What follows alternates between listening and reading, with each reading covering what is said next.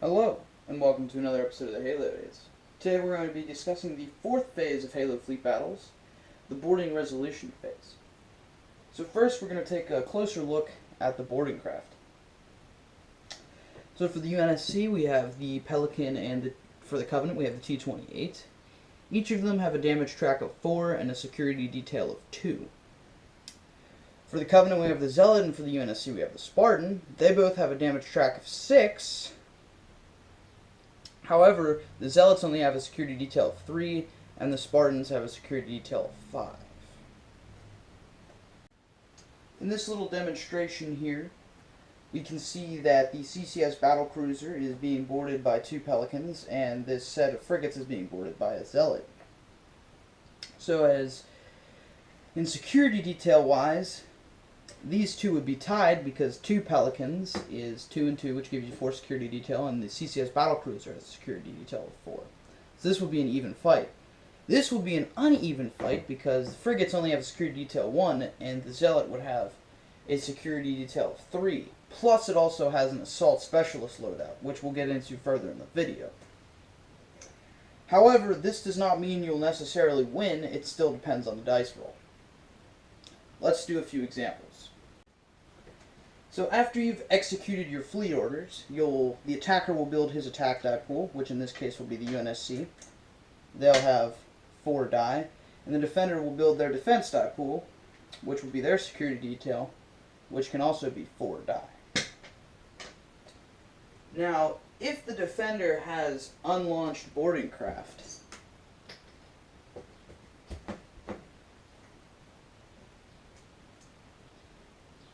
it is allowed to spend one of them and add that security detail value to the ship. So if I were to spend one of these, I could add 2 more security detail to my ship. But that's only if I have unlaunched boarding craft and if the ship wants to destroy one of their things. But in this demonstration we will not be doing that. So, after the defense die and the attack die pools have been made, you go on to the next step, which is roll the die. Do the attack, and then the defense. The defense did very bad, the attack did well, plus I get a reroll, because this is done at a firepower rating of 4.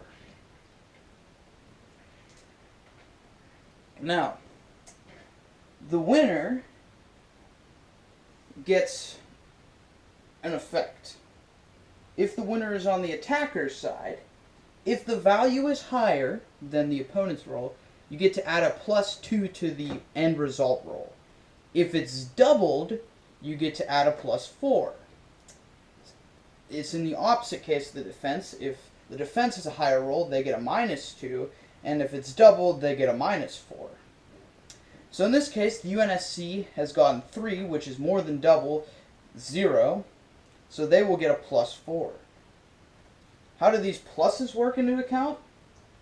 Well, we have to move on to D6s.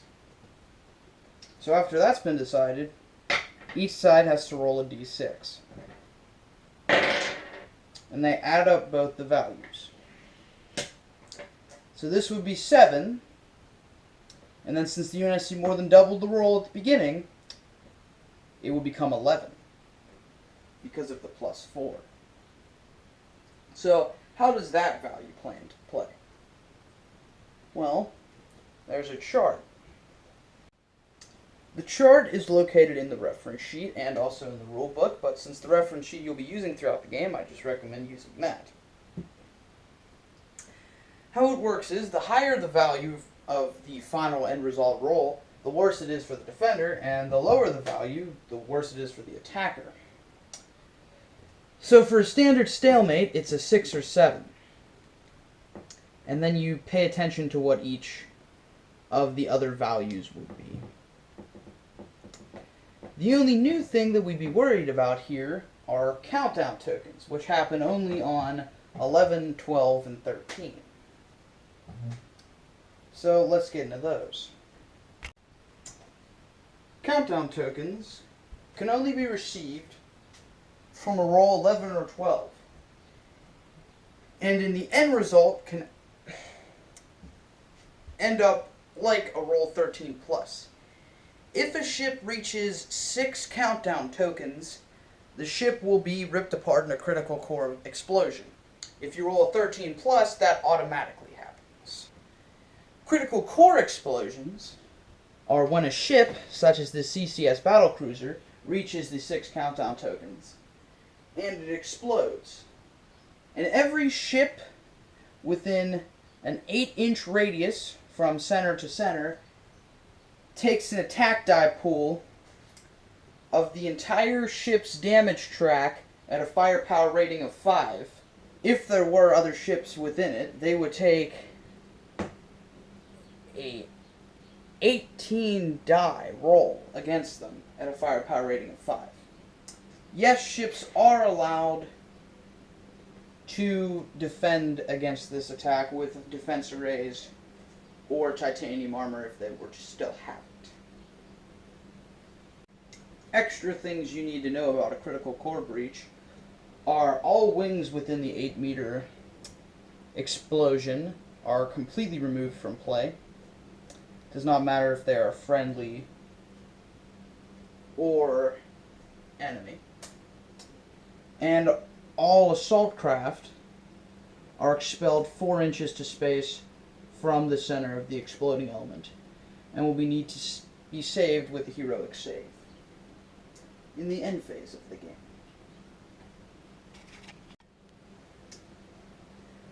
Now we'll discuss assault extraction.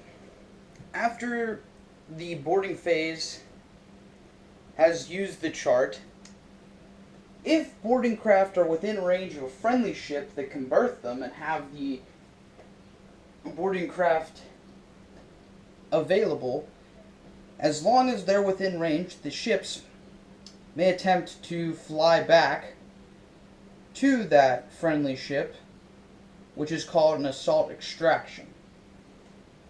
However, the defending element may then choose one of them to shoot at its point defense, just like if they were when they're coming in. It's allowed to shoot one of them when they're leaving. If, per se, there is not enough space, the assault extracted ships will replace the ship that is currently on the element. The last thing we're going to talk about is the assault specialist loadouts that the Spartan and Zealots will have.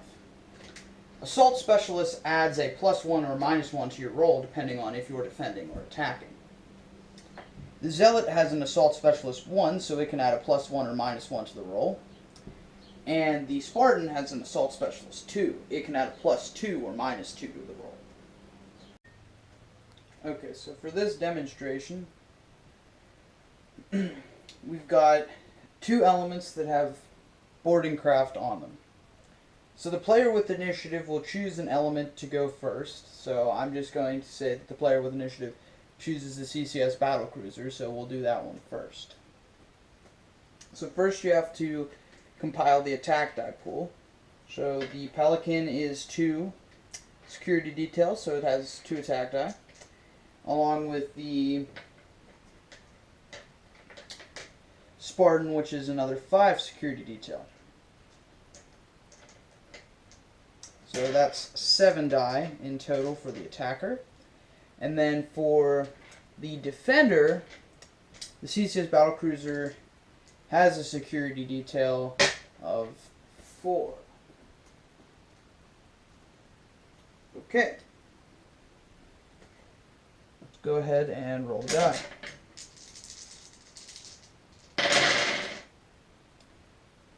So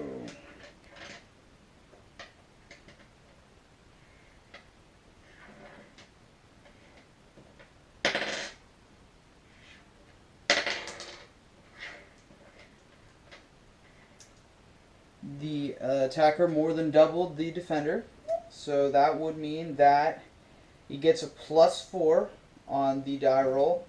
And since there's a Spartan, that's another +2. So it'll be a +6 to whatever this roll is. It is a 4. +6 is 10 because of the Spartan and the +4 for doubling. And when we go ahead and look on the chart for what a 10 is, the defender loses a boarding craft. In this case, the defender does not have a boarding craft. And 2 vulnerable tokens are placed on the ship.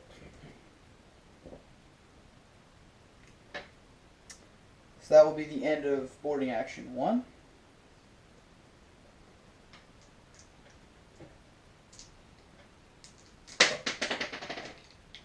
Okay, now we'll go on to boarding action 2 here. We'll build the attack die pool, which is 2 die, and then 2 die, and 3 die for an attack die pool of 7. And for the defense pool, the Epoch has a security detail of 4. And it's going to choose to spend one of the Pelicans to increase the security detail to 6. Oops. So now we'll go ahead and roll the die.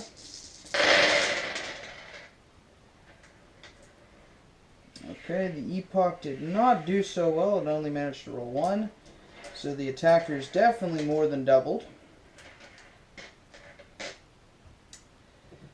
So now we'll move on to the die rolling.